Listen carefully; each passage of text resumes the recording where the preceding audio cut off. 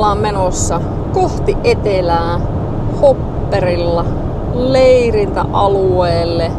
Eli pääsiäisen reissu, 3 yötä. Sää on aivan upea. No okei, tänään ei ole varmaan kuin joku 15 lämmintä, mutta sunnuntaina mennään yli 20. Voisiko sitä parempaa säätä toivoa tälle ensimmäiselle oikealle reissulle? Se tämä pääsiäinen ja pitkä viikonloppu saa kyllä ihmiset liikkeelle.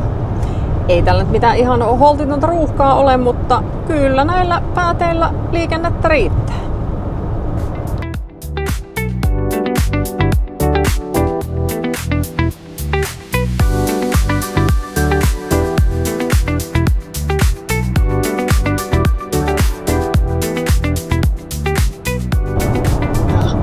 Tässähän sitten on toi Gotthardin tunneliin menijöiden kaista, eli me jatketaan suoraan, he lähtee tonne oikealle. Tossa äsken tuli ensimmäinen informaatiotaulu ruuhkatilanteesta ja tällä hetkellä jonotusaika on 3 tuntia 20 minuuttia. Siinäpä syy, minkä takia me emme Tessiiniin pääsiäiseksi suunnanneet. Sinne tuntuu olevan menossa puoli Eurooppaa.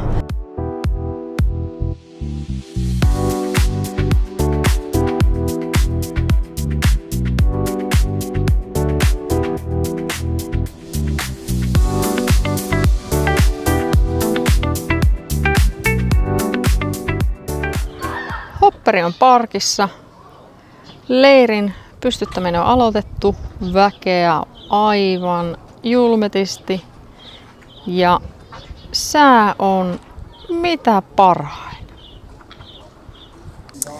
Noniin, me on päästy tähän leiri-apero-vaiheeseen. Eli sieltä tästä auki alkoholittoman Amalfi Spritzin.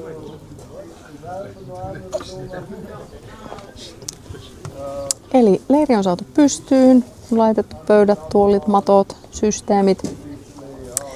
Täsmälleen se sama homma, mikä meille tapahtui viime kesänä, kun me oltiin sillä vuokrapakulla liikenteessä, niin mehän ei otettu vettä tankkiin. Eli ajettiin tähän meidän paikalle ja sitten moottorin sammuttamisen jälkeen hoksattiin, että ai niin, se vesi.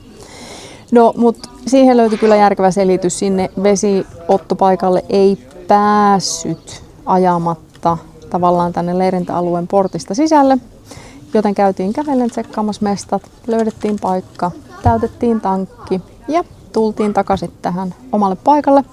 Käännettiinpä autokin vielä sillä, että ollaan iltapäivän auringossa.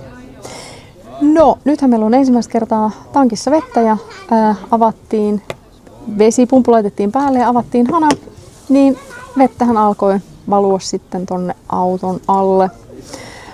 Meillä on ilmeisesti tämä pakkassuoja lauennut ja meillä oli siellä hanikka väärässä asennossa.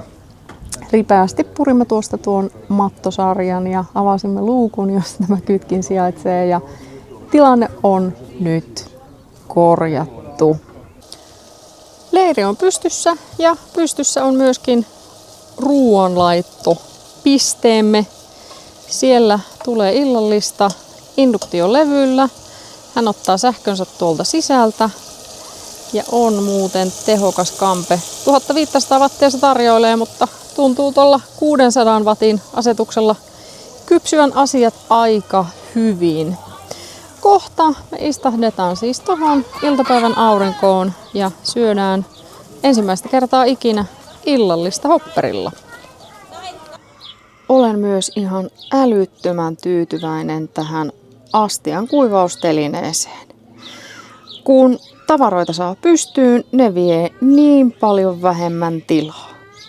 Ja totta kai toi jo niin kuuluisa Brabantian astiankuivausmatto on tuolla alapuolella, mutta sinne saadaan sitten lautasta tai leikkuulautaa, niin kaikki pystyyn ja mikä ei mahdu telineeseen, niin saa olla sitten tuossa maton päällä.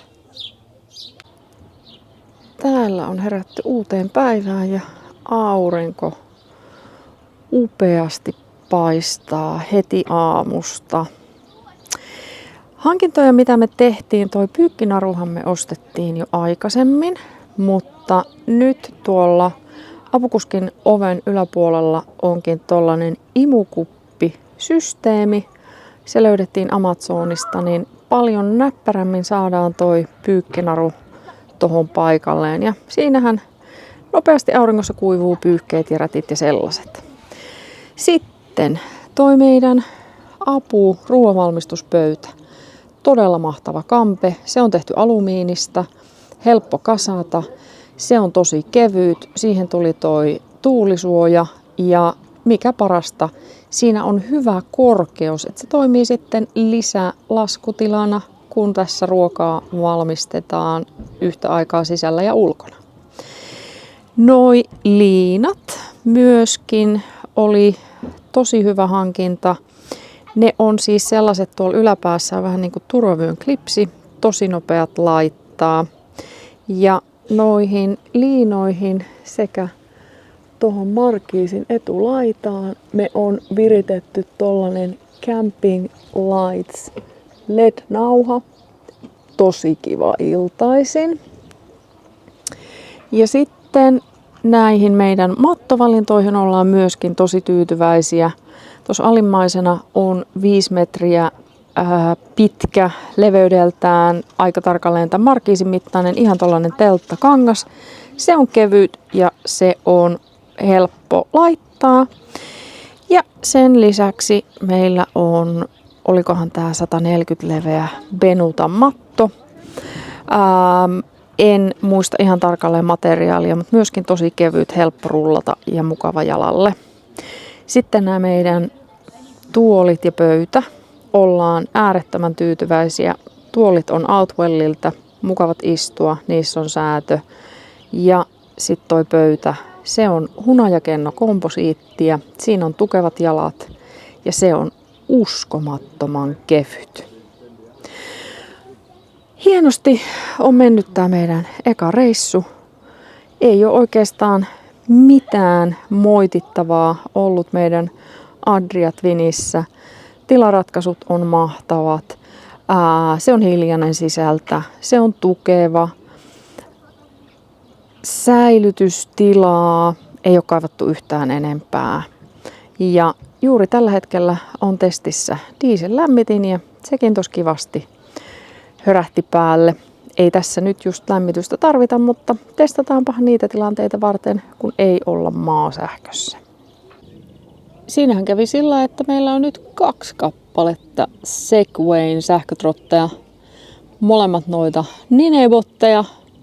Oli ilmeisesti toi mun uudempi niin hyvä ajaa verrattuna siihen jo joitakin vuosia vanhaan, niin toinenkin päivittyi.